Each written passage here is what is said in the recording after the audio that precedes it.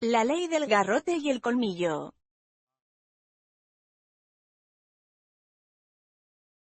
El primer día de Buck en la playa de Dia fue una pesadilla.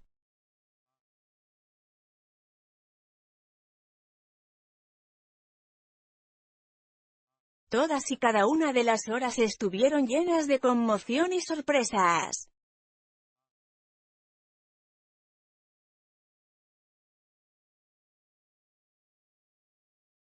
Lo habían arrancado de golpe del centro de la civilización y lo habían arrojado bruscamente al corazón mismo de lo primitivo.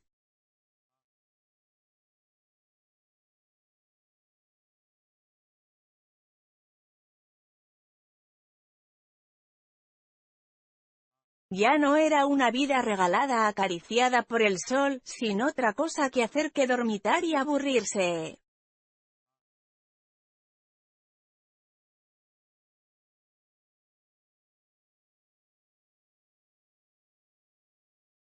Aquí no había paz ni descanso ni un momento de seguridad.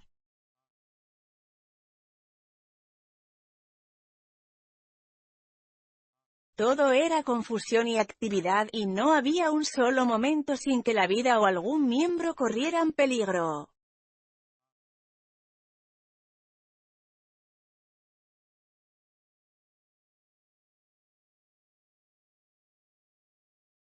Era necesario estar siempre alerta porque aquellos perros y aquellos hombres no eran perros y hombres de ciudad.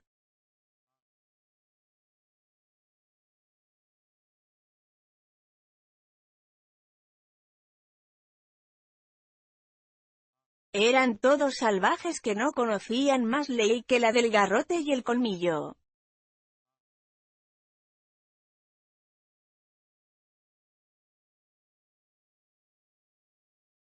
Buck nunca había visto perros que pelearan como lo hacían aquellas fieras, y su primera experiencia le enseñó una lección inolvidable. Es verdad que fue una experiencia en cabeza ajena, pues de otro modo no habría sobrevivido para aprovecharla. La víctima fue Curly.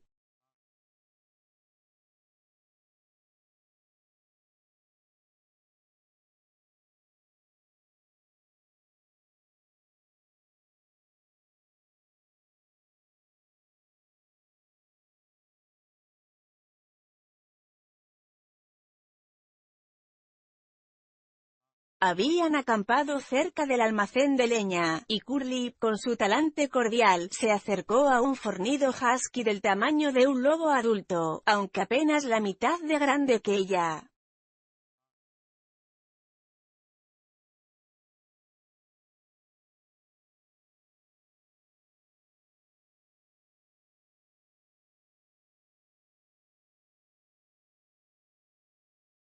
No hubo advertencia previa, solo una embestida fulminante, un choque metálico de dientes, un retroceso igualmente veloz, y el morro de Curly quedó abierto desde el ojo hasta la quijada.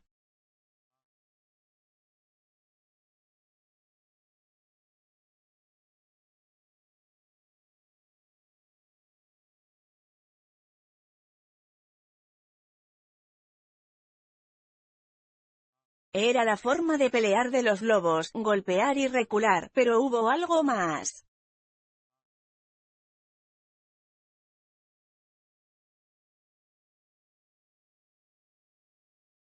30 o 40 perros esquimales se acercaron apresurados para formar un círculo alerta y silencioso en torno a los antagonistas.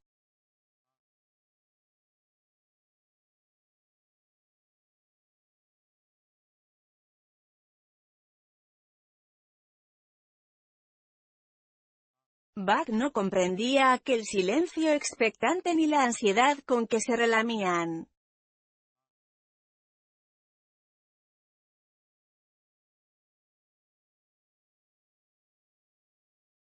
Curly se abalanzó sobre su adversario, que volvió a atacar y a dar un salto hacia el costado.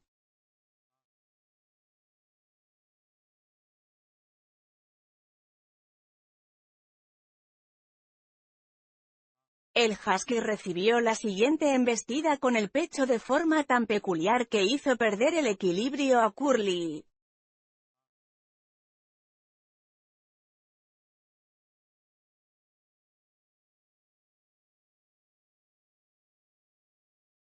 No volvió a recobrarlo. Esto era lo que el círculo de perros estaba esperando.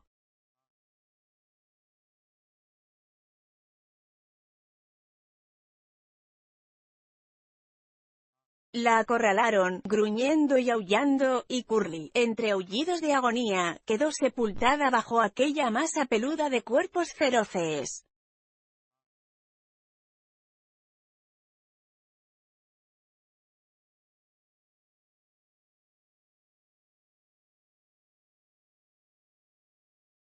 Aquello fue tan repentino e inesperado que desconcertó a Buck.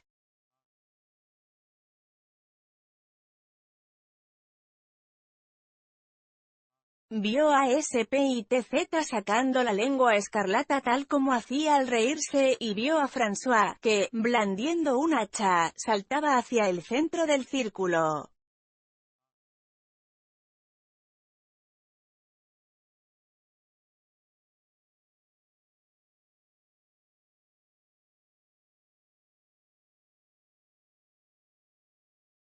Tres hombres armados de garrotes le ayudaron a dispersarlos. No les llevó mucho tiempo.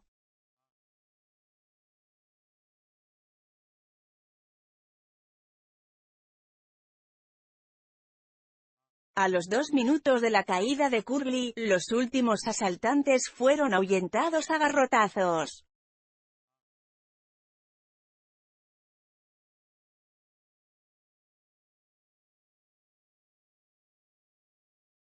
Pero ella yacía mustia y sin vida sobre la nieve ensangrentada y pisoteada, hecha literalmente pedazos, y de pie junto a ella el mestizo profería terribles maldiciones.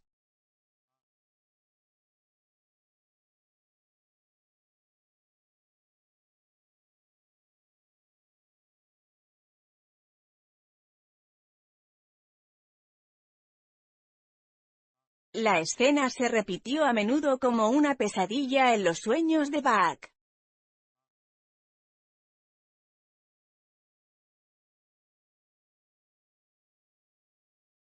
De modo que así eran las cosas.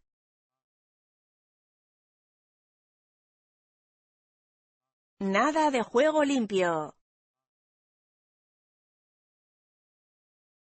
Una vez en el suelo, había llegado tu fin.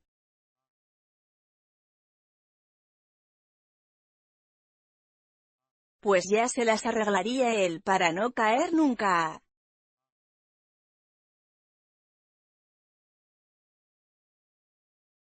Spitz volvió a reír y sacó la lengua, y desde aquel momento Buck le profesó un odio amargo e implacable.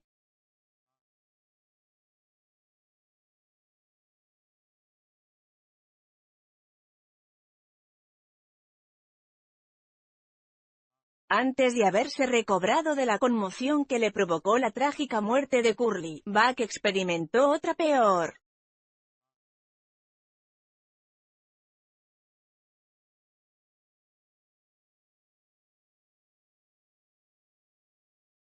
François le sujetó al cuerpo un aparejo de correas y hebillas.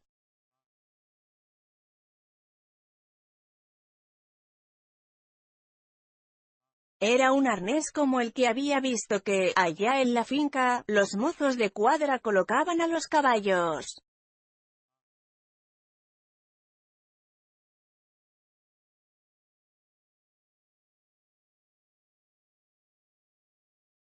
Y tal como había visto trabajar a los caballos fue puesto él a trabajar, tirando del trineo para llevar a François hasta el bosque que bordeaba el valle y regresar con una carga de leña.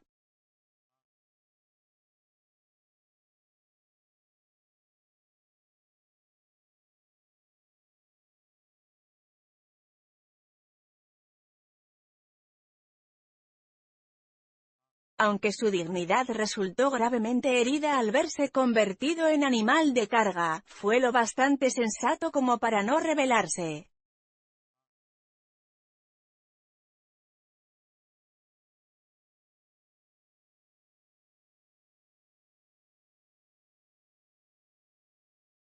Se metió de lleno en la tarea y se esforzó al máximo, por más que todo le parecía nuevo y extraño.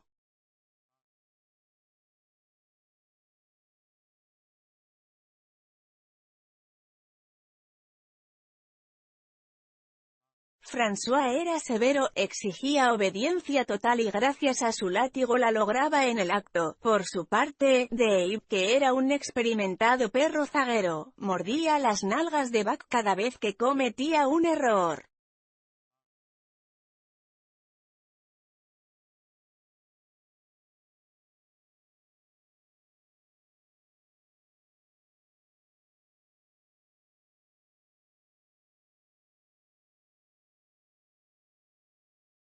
SPITZ, que era el que guiaba, era igualmente experimentado, pero como no siempre podía acercarse a Buck, le lanzaba de vez en cuando gruñidos de reproche o echaba astutamente su peso sobre las riendas para forzarlo a seguir el rumbo correcto.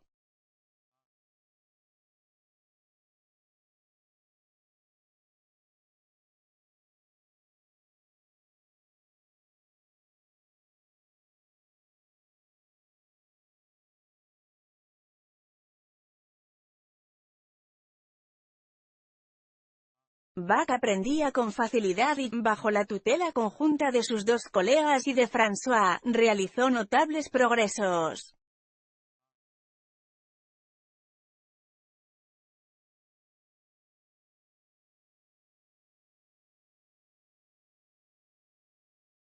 Antes de regresar al campamento ya sabía que ante un «show» tenía que detenerse y ante un «arre» avanzar. No le costaba trazar las curvas con amplitud y mantenerse lejos del zaguero cuando, en una pendiente, el trineo cargado se le venía encima pisándole los talones.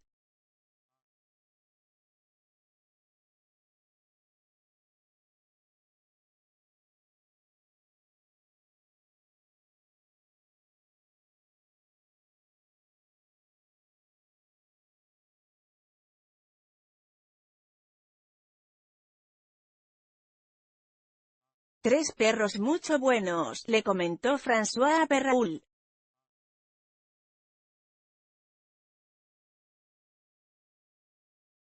El Buck tirar como demonio.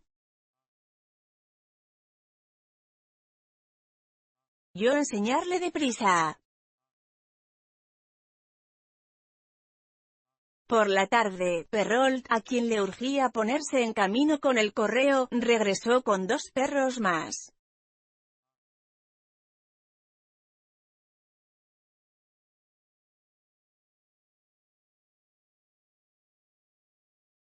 Billy y Joe, así les llamaba, eran hermanos y esquimales auténticos.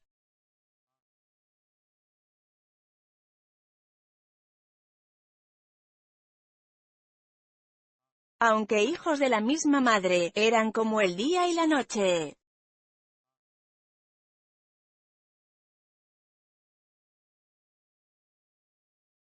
El único defecto de Billy era su carácter sumamente acomodaticio, mientras que Joe era el extremo opuesto, malhumorado e introspectivo, siempre gruñón y con la mirada atravesada.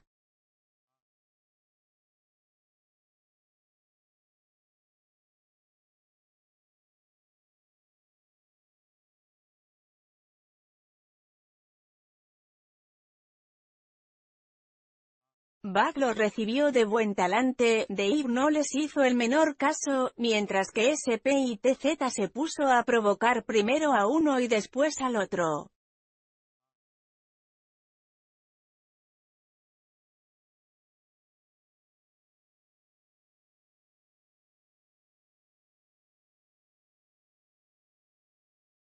Billy meneó la cola intentando aplacarlo, salió corriendo cuando vio que su intento era vano y emitió un gruñido, todavía apaciguador, cuando los afilados dientes de SPITZ le dejaron una marca en el costado.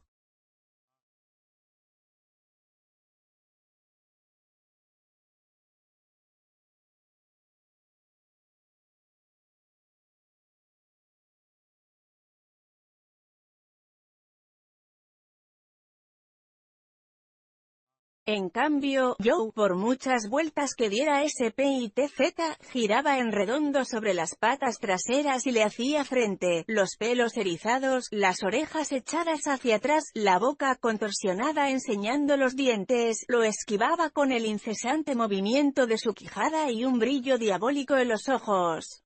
Era la encarnación misma del terror beligerante.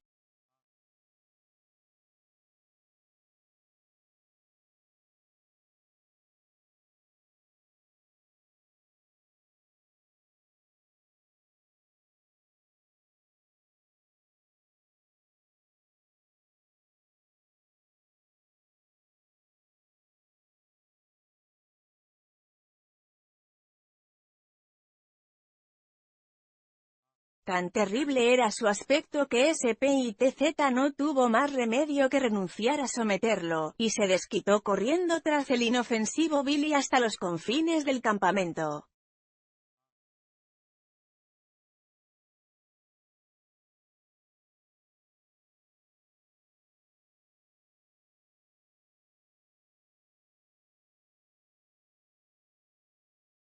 Al anochecer, Perrault apareció con otro perro, un viejo husky largo, enjuto y adusto, con el rostro plagado de cicatrices y un solo ojo cuyos destellos proclamaban un coraje que infundía respeto.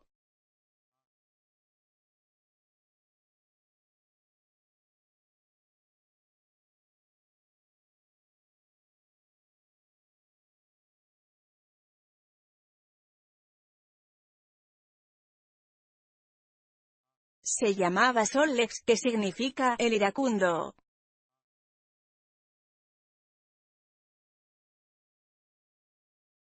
Al igual que Dave, no pedía nada, no daba nada, no esperaba nada, y cuando con lentitud y parsimonia se encaró al resto del grupo, hasta Spitz lo dejó en paz.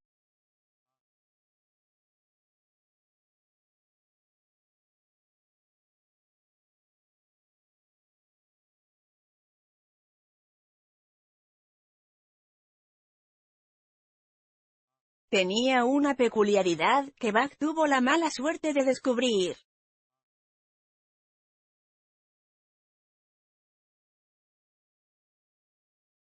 No toleraba que se le acercasen por el lado del ojo ciego.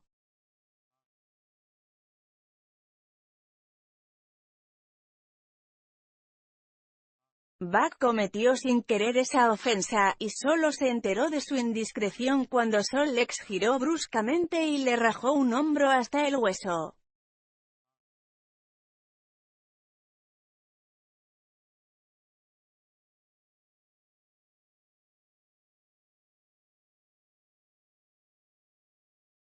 A partir de entonces, Buck evitó acercarse a él por el flanco del ojo ciego y durante todo el tiempo que estuvieron juntos no volvió a tener problemas.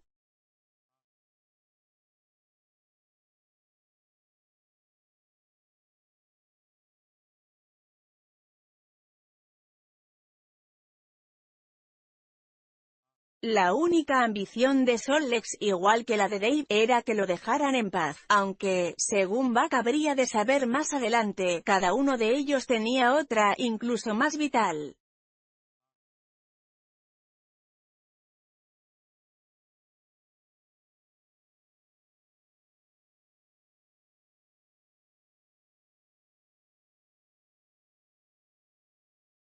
Aquella noche Buck se enfrentó al gran problema de dormir.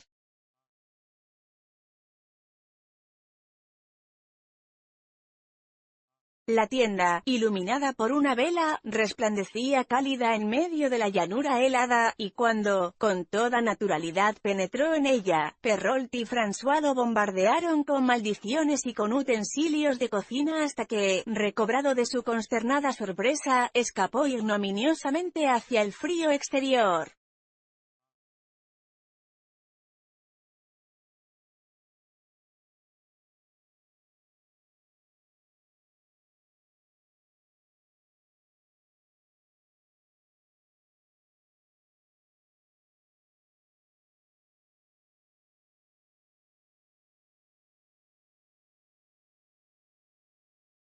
Soplaba un viento helado que lo entumecía y le maltrataba el hombro herido.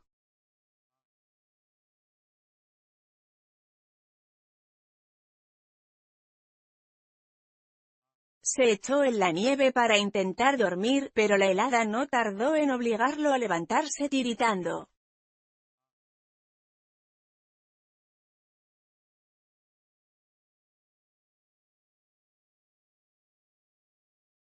Amargado y afligido anduvo vagando entre las numerosas tiendas para acabar descubriendo que un rincón era tan frío como cualquier otro.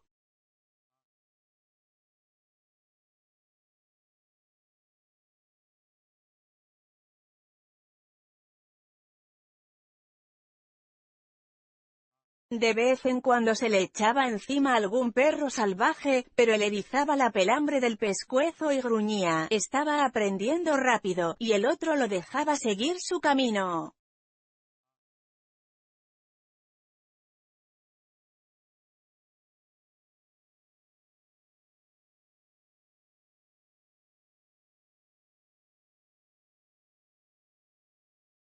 Finalmente se le ocurrió una idea.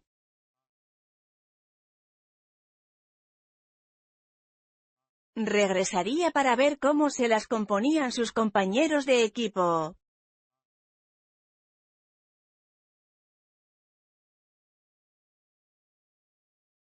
Para su asombro, habían desaparecido.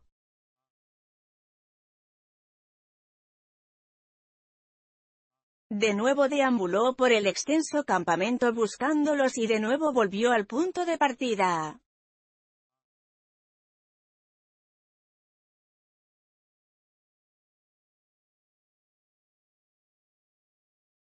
Estarían dentro de la tienda.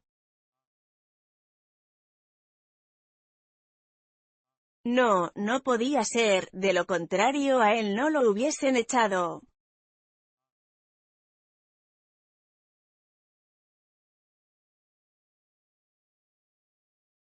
¿Dónde podían estar, entonces?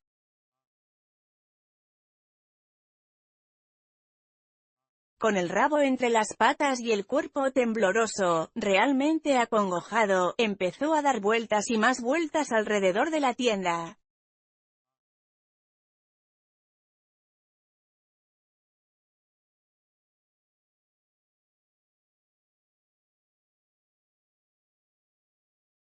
De pronto la nieve cedió y, al hundirse sus patas delanteras, Buck sintió que algo se agitaba.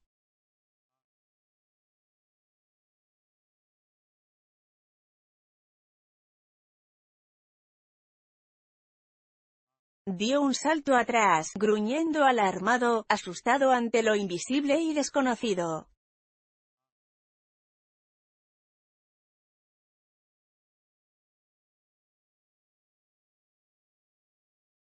Pero un pequeño ladrido amistoso lo tranquilizó, y se acercó a investigar.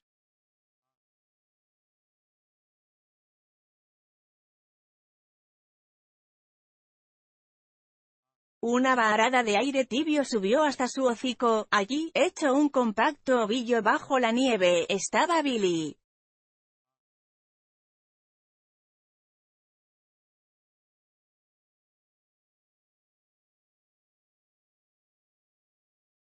Que, tras emitir un gemido propiciatorio y revolverse en su sitio como demostración de buena voluntad y buenas intenciones, se aventuró incluso, en beneficio de la paz, a lamerle a Buck la cara con su lengua tibia y húmeda.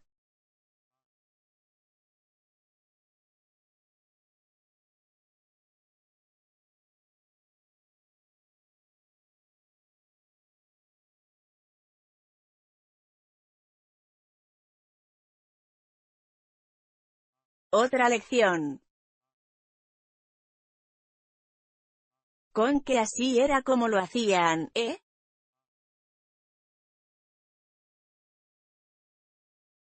Buck eligió confiadamente un sitio y con muchos aspavientos y desgaste de energía procedió a cavar un hoyo para él.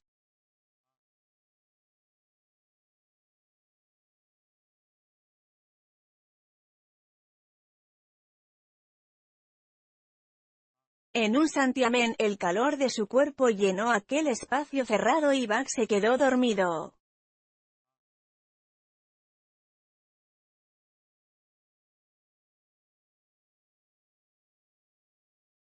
El día había sido largo y arduo. Buck durmió cómoda y profundamente, aunque bufó y ladró luchando contra las pesadillas.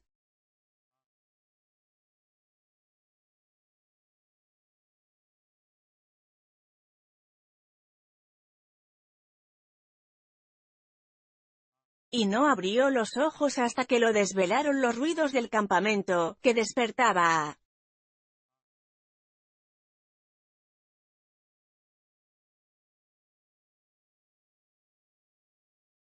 En un primer momento no supo dónde estaba.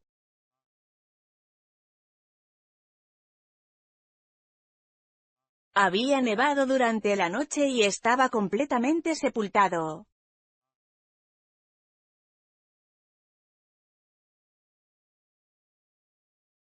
Los muros de nieve lo oprimían por todas partes, y un estremecimiento de temor le recorrió el cuerpo, el miedo del animal salvaje a la trampa.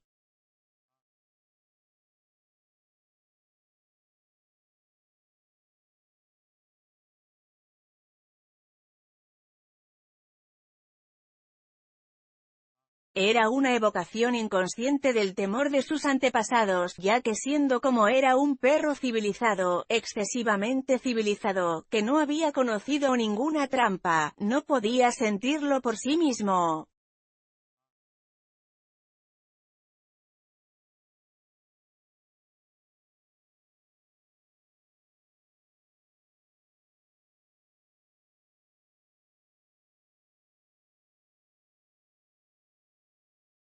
Todos los músculos de su cuerpo se contraían instintivamente de forma espasmódica, se le erizó el pelo del pescuezo y del lomo, y con un gruñido feroz saltó en vertical hacia la cegadora luz del día provocando a su alrededor una nube de nieve refulgente.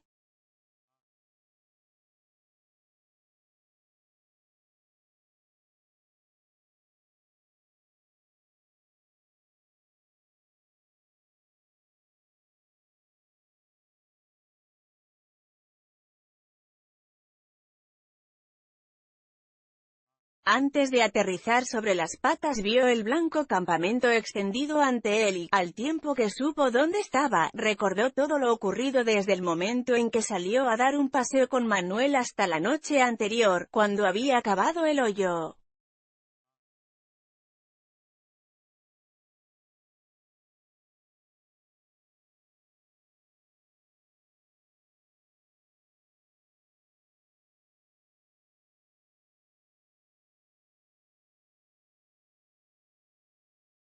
Un grito de François saludó su aparición.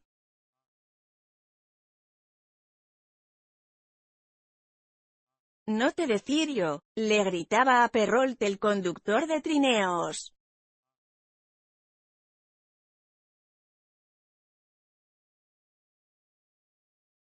«Ese va a aprender rápido, sí, sí».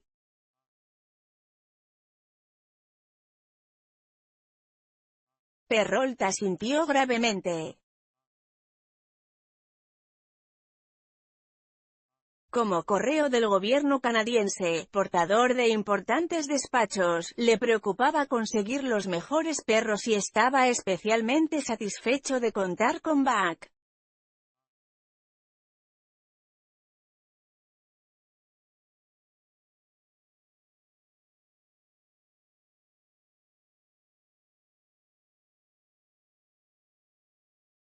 Tres huskies más fueron incorporados al tiro en menos de una hora, completando así un total de 9, y antes de que hubieran transcurrido otros 15 minutos estaban todos sujetos al trineo y avanzaban con buen ritmo hacia el cañón de Diea.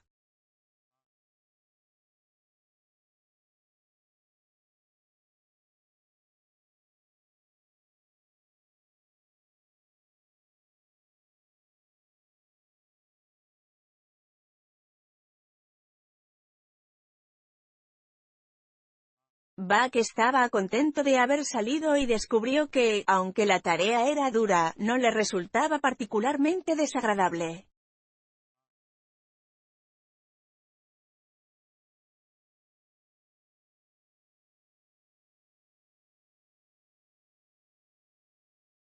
Le sorprendió el entusiasmo contagioso de todo el equipo, pero más todavía le sorprendió el cambio que se había operado en Davy y en Salt Lakes. Eran otros perros, completamente transformados por el arnés.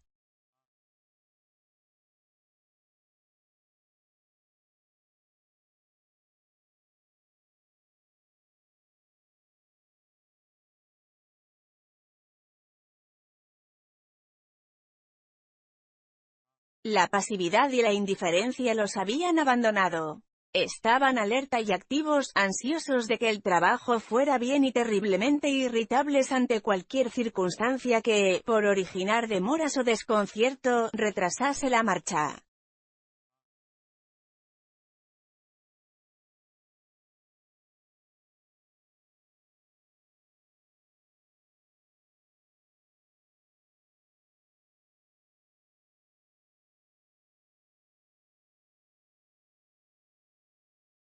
El trabajoso avance era para ellos la suprema realización individual, el exclusivo fin de su existencia y lo único que les proporcionaba placer.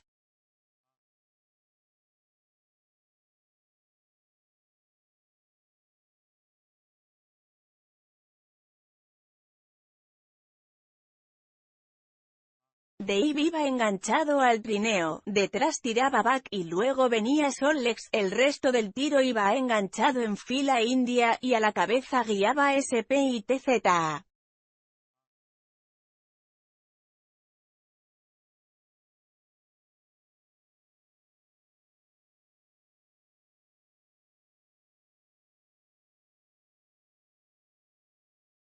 A Buck lo habían colocado a propósito entre Dave y Sollex para que pudiese aprender de ellos.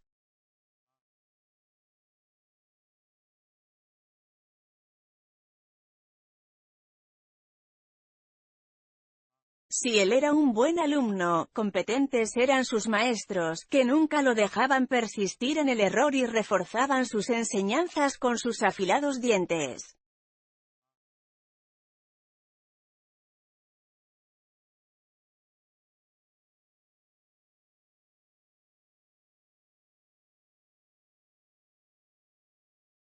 Dave era justo y muy sagaz.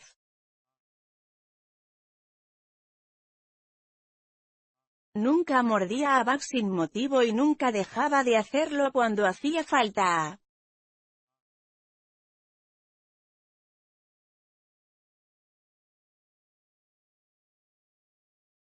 Como lo respaldaba el látigo de François, Buck encontró que le salía más barato enmendarse que rebelarse.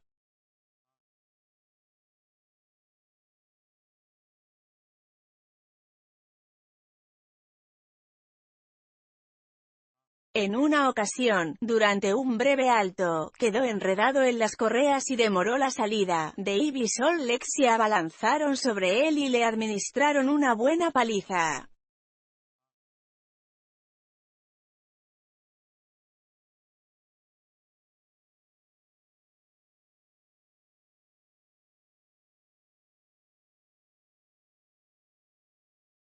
La consecuencia fue un enredo todavía peor, pero a partir de aquel momento Buck tuvo buen cuidado de mantener las correas en orden, y antes de que se acabara el día tenía tan dominada la maniobra que sus mentores casi dejaron de vigilarle.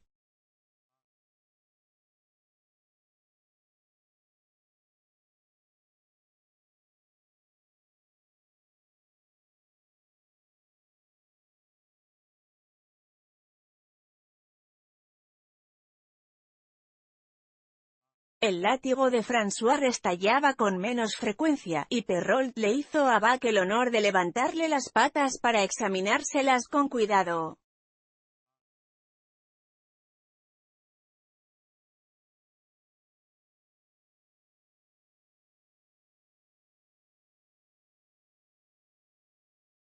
Fue una dura carrera hasta el cañón, porque hubo que cruzar campo de ovejas, dejar atrás la cadena de cuchillas y el límite de los bosques a través de glaciares y ventisqueros de centenares de metros de profundidad, y pasar la cordillera de Chilkoot, que separa las aguas saladas de las dulces y custodia de forma majestuosa el triste y solitario territorio del norte.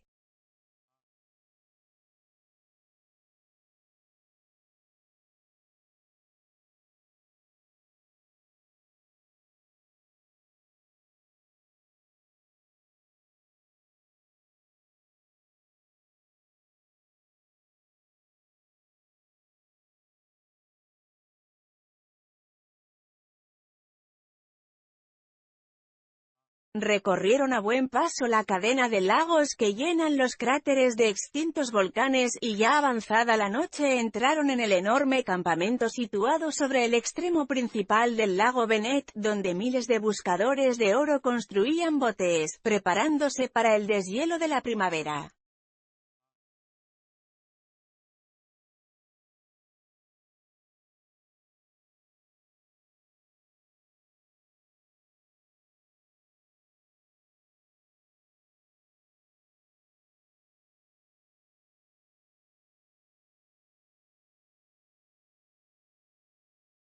Buck cavó su hoyo en la nieve y durmió con el sueño de los exhaustos, pero antes del amanecer ya lo obligaron a salir a la fría oscuridad y fue enganchado al trineo con sus compañeros.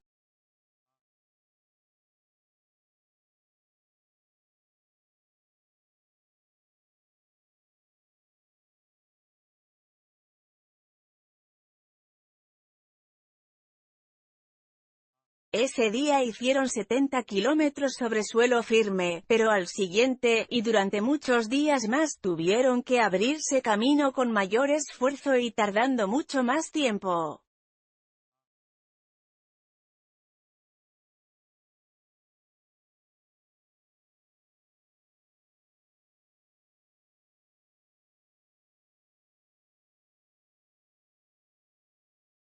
Por lo general, Perrault iba delante apretando la nieve con raquetas en los pies para facilitar el desplazamiento del equipo.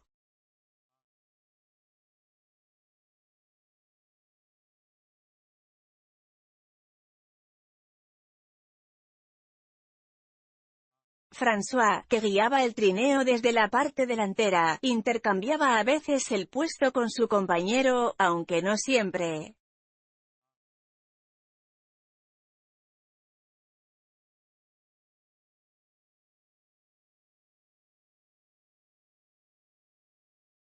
Perrault tenía prisa y se jactaba de conocer bien el hielo, una pericia indispensable, porque en otoño el hielo era muy delgado y si había corriente de agua no cuajaba en absoluto.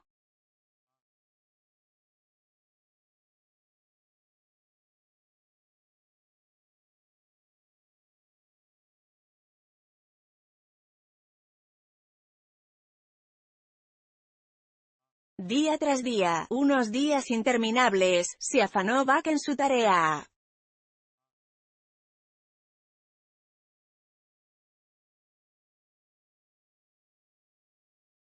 Siempre levantaban campamento en la oscuridad, y los primeros grises del amanecer los encontraban dejando su huella en el sendero y con muchas millas ya recorridas a la espalda.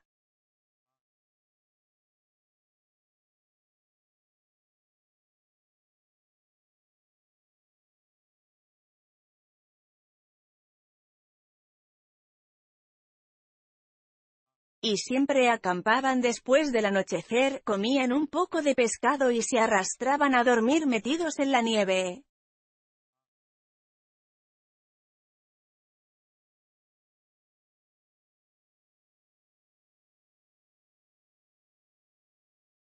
Buck estaba hambriento, nunca tenía bastante y sufría continuos retortijones.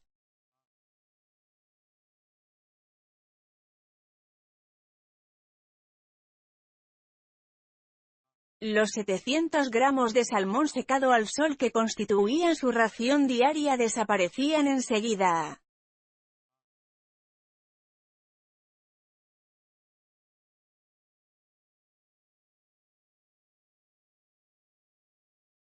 En cambio, los otros perros, que pesaban menos y estaban acostumbrados a aquel régimen, recibían solo 500 gramos de pescado y conseguían mantenerse en buena forma.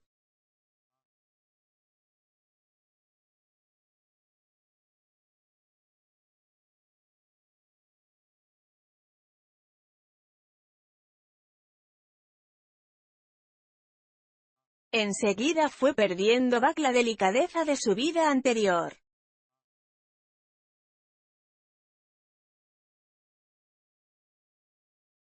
Comilón moroso y refinado, se encontró con que sus compañeros que acababan antes, le robaban la porción que no había consumido aún.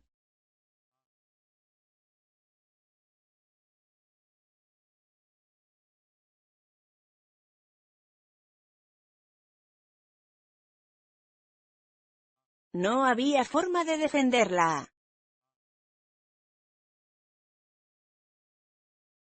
Mientras él ahuyentaba a 2 o 3 ladrones, la comida desaparecía en el gaznate de los demás.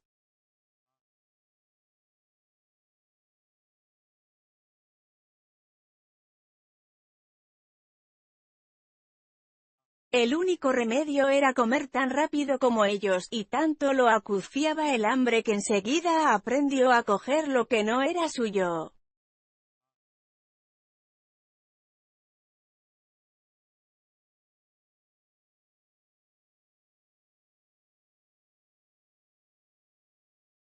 Observaba y aprendía.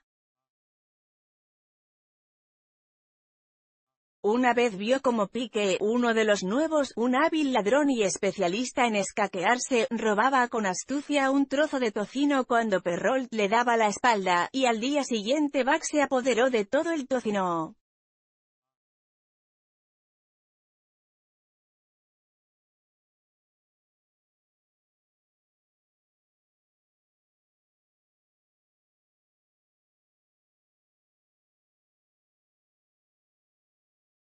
Se armó un gran jaleo, pero nadie sospechó de él. Fue Du, un ladrón torpe al que siempre sorprendían con las manos en la masa, quien recibió el castigo en su lugar.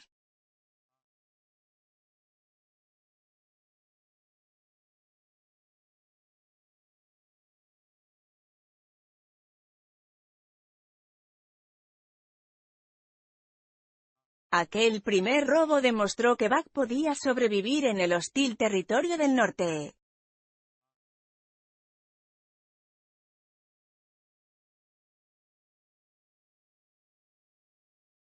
Era la prueba de su capacidad de adaptación, de acomodación a las circunstancias cambiantes, cuya ausencia habría significado una muerte rápida y terrible.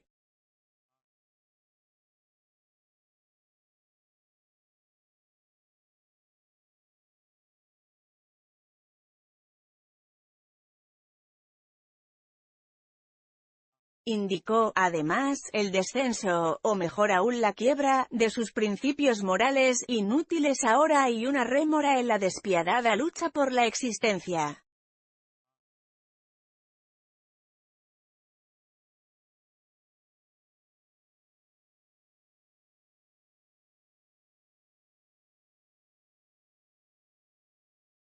El respeto por la propiedad privada y los sentimientos personales estaban muy bien en las regiones meridionales bajo el imperio de la ley del amor y la fraternidad, pero en el norte, donde prevalecía la ley del garrote y el colmillo, era un necio quien tuviera en cuenta tales cosas, y en la medida en que las acatase no lograría salir adelante.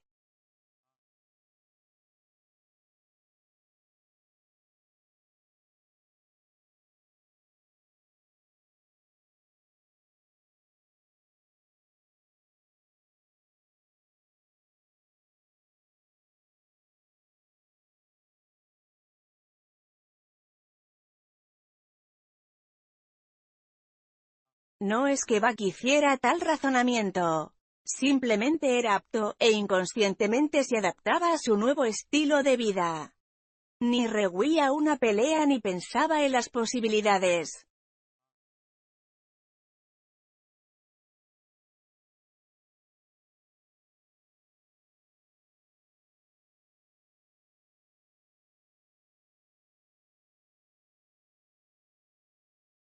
Pero el garrote del hombre del jersey rojo le había inculcado a la fuerza un código más fundamental y primario.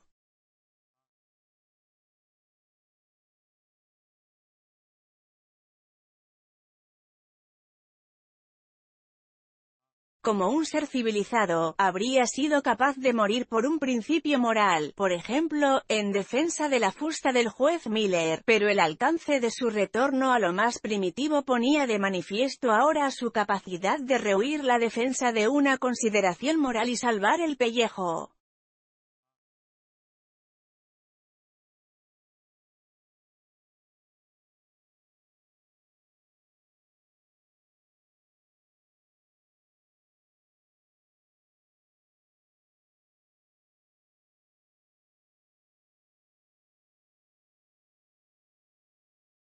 No robaba por el placer de hacerlo, sino obedeciendo al clamor de su estómago.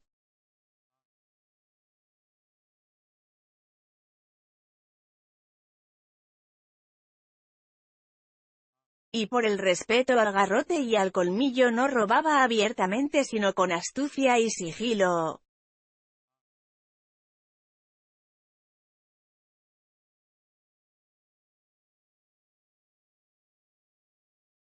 En resumen, hacía las cosas porque era más fácil hacerlas que no hacerlas.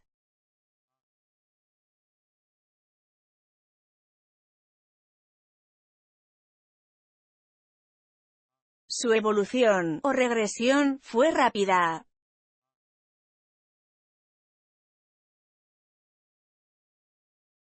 Sus músculos adquirieron la dureza del hierro y se hizo insensible a todas las penalidades comunes.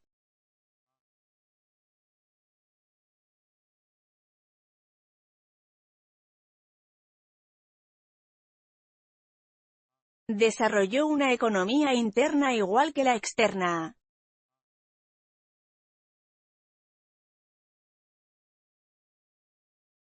Era capaz de comer cualquier cosa, por repugnante o indigesta que fuera, una vez ingerida, los jugos de su estómago extraían de ella hasta la última partícula nutritiva que la sangre llevaba hasta los lugares más recónditos de su cuerpo, donde se convertía en tejido orgánico más fuerte y resistente.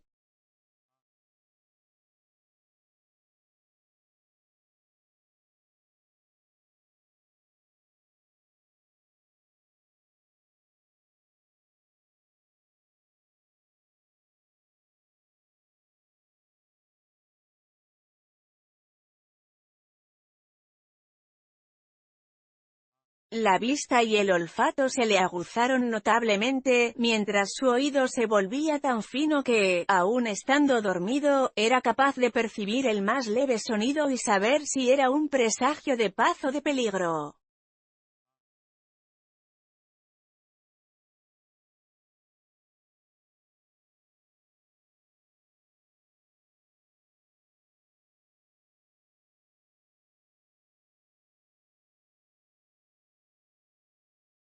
Aprendió a arrancarse con los dientes el hielo que se le acumulaba entre los dedos, y cuando tenía sed y el agua estaba cubierta de una gruesa capa de hielo, la rompía golpeándola con las agarrotadas patas delanteras.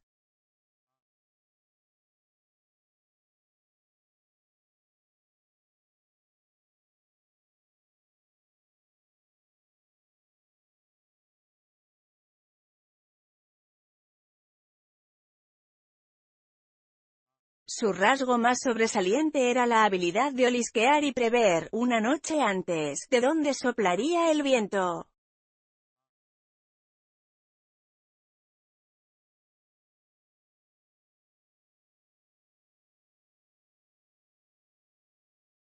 Aun cuando no hubiera siquiera una brisa en el momento en que cavaba su hoyo junto a un árbol o un terraplén, el viento que soplaba más tarde lo encontraba indefectiblemente a sotavento, cómodamente resguardado.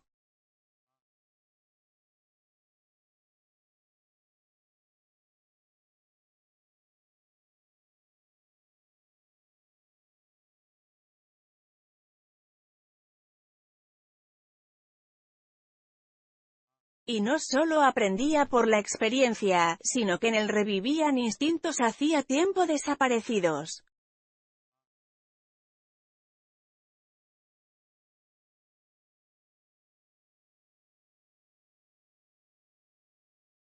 Se despojó de la domesticidad de generaciones.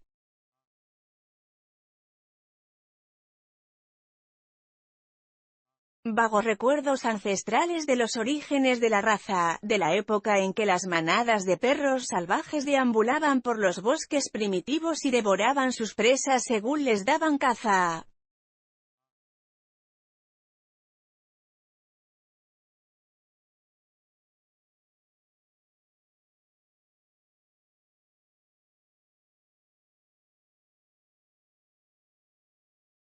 No le costó aprender a pelear causando un corte profundo con un súbito mordisco de lobo.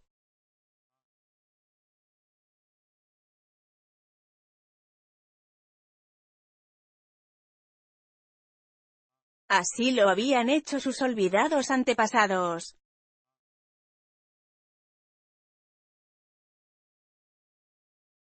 Y cuando en las noches frías y serenas apuntaba con el hocico a una estrella y aullaba como un lobo, eran sus antepasados, muertos y convertidos en polvo, los que lo hacían desde los siglos pasados y a través de él.